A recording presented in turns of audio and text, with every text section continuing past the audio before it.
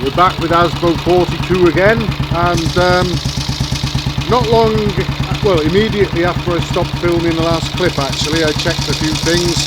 The oil level had settled down, so I just wanted to make sure that the scavenge side of the oiling system was working and the crankcase wasn't filling up. So I took the drain plug out, the scavenge drain plug cum filter out of the crankcase to see if any vast amounts of oil came out, and that's all that came out, hardly anything. And in the time it took me to do that and screw the plug back in and start the engine again, pretty much anything coming out the exhaust had cleared.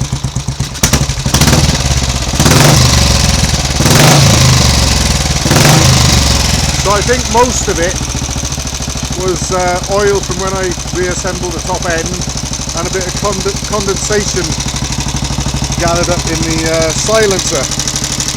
We've got a tick over that after we rev it, ticks over at this sort of rate, and now here it goes after half a minute or so, it will slow down to there. Now the owner, he asked me if I could do anything about that because it was stalling. So I've managed to make some adjustments so that it only goes down to this speed, it doesn't actually stall. And I'm going to put the camera down now. I'll climb up, stop it on a decompressor, and I hope to restart it on a kick without touching the throttle and getting it to go straight into this tick over. So let's see if it does that next. Put the camera down there.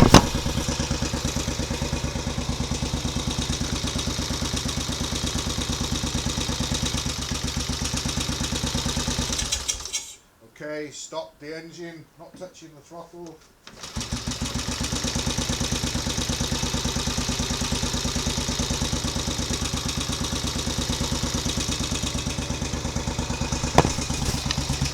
So it's going straight into that tick over with one kick, ready to start it after stopping it off.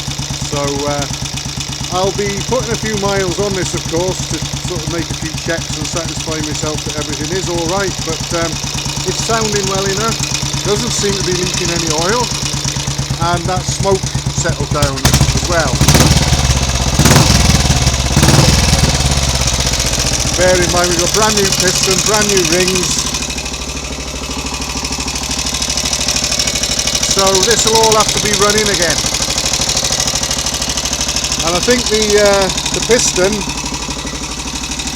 is a close fit in the bore, shall we say. It's probably on the minimum permissible clearance piston to bore. So and I had to actually take a file to the piston rings ends just to sort of increase the gaps a little bit, because they seemed a little on the tight side, believe it or not, as well.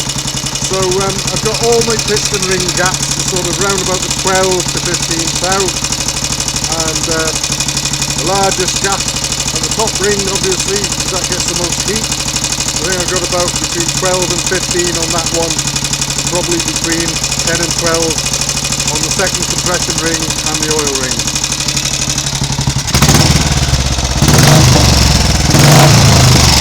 But running the engine like this in the workshop, it's not under load, but there's no real air moving around it, and it's been running a while and got pretty hot. I like to do that because that'll give you any early indications as well if there's going to be any trouble with tightening up.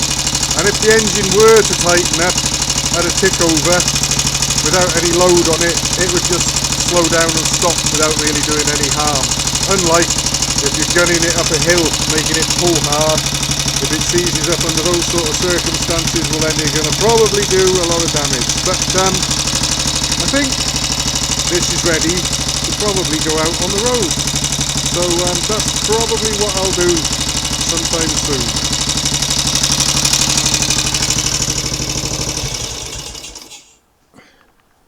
But so far, all pretty encouraging.